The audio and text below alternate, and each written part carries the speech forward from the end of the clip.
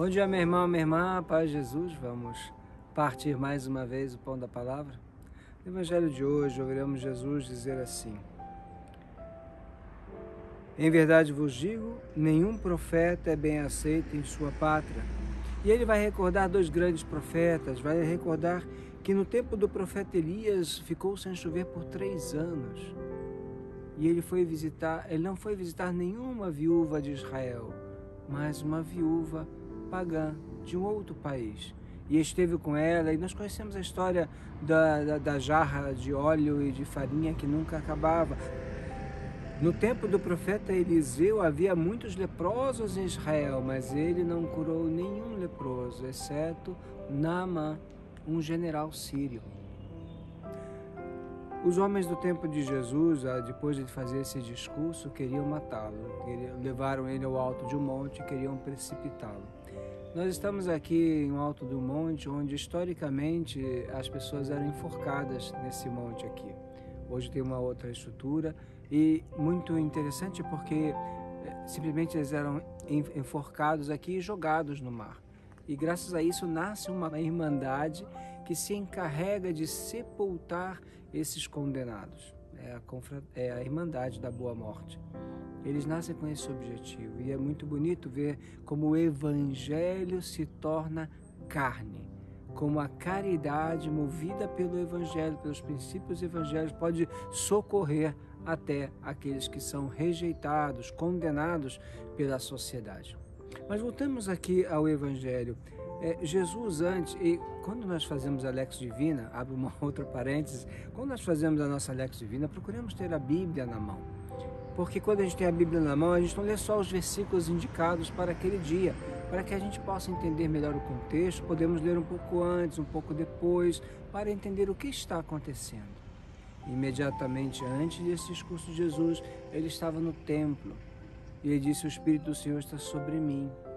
O Espírito do Senhor me enviou a realizar tais e tais obras. E todo mundo fica um pouco indignado, mas esse aqui é o filho de José.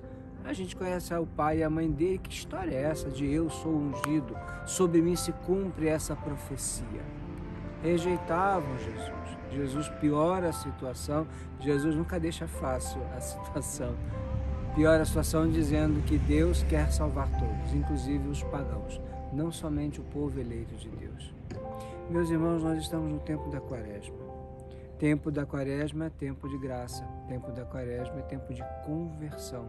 O nosso caminho quaresmal deve nos ajudar a nos tornarmos cada vez mais homens e mulheres melhores. Homens e mulheres de Deus. Então é olhando o dia de ontem, o mês passado, o ano passado, que eu devo avaliar a mim mesmo. Como estou caminhando? No que eu progredi? O que de errado eu continuo a repetir?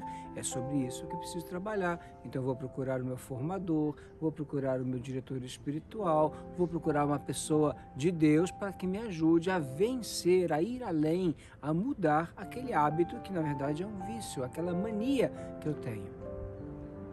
Os homens do tempo de Jesus tinham uma mania que muitas vezes nós também temos, de pensar que nós somos os queridinhos do Pai. Não é verdade. Você não é queridinho do pai, você não é a queridinha do papai. Não. Deus, quando enviou o seu Filho, o enviou para salvar a todos. E já no Antigo Testamento, Jesus nos recorda hoje, já no Antigo Testamento, os profetas, os juízes, os patriarcas, Deus os enviou para que eles fossem instrumentos da sua divina providência para salvar todos os povos. Quantos pagãos foram salvos? Quantas pessoas que tiveram contato com o povo de Israel e particularmente com Jesus encontraram o caminho da salvação? Meu irmão, minha irmã, eu e você não podemos pensar como os homens do tempo de Jesus, que somente nós seremos salvos, que todos os outros são condenados e devem ser jogados dentro do lago. Não, eu e você devemos ser como Jesus, procurar salvar a todos, que foi isso que Jesus fez. Inclusive hoje, se a gente continua a ler o Evangelho, as acusações que Jesus faz aos seus compatriotas é para ajudá-los a encontrar a verdade, o caminho da salvação. Pensamos que o Senhor nos dê esta visão mais ampla de que somos todos irmãos.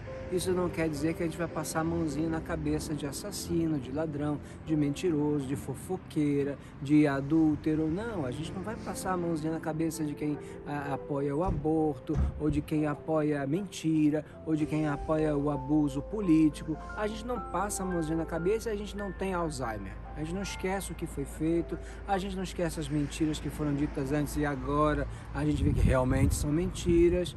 A gente não esquece, mas a gente tem uma visão mais profunda, mais ampla, uma visão divina da história da humanidade, que Deus quer salvar a todos. E eu e você precisamos ser esses instrumentos, esses sinais de salvação, para sim indicar onde está o pecado, mas querer salvar sobretudo o pecador. Que o Senhor Jesus nos ajude, que o Senhor Jesus nos dê força, para que possamos melhorar a nós mesmos, nos tornarmos cada vez mais santos, permitir que os sentimentos de Cristo nessa quaresma entrem cada vez mais profundamente em nossos corações, para que nós, assim como o Senhor, possamos e façamos da nossa vida um instrumento para a todos conduzir à salvação, que está somente em seu nome. O Senhor esteja convosco. Abençoe-vos o Deus Todo-Poderoso, Pai e Filho e Espírito Santo. Uma boa semana para todos.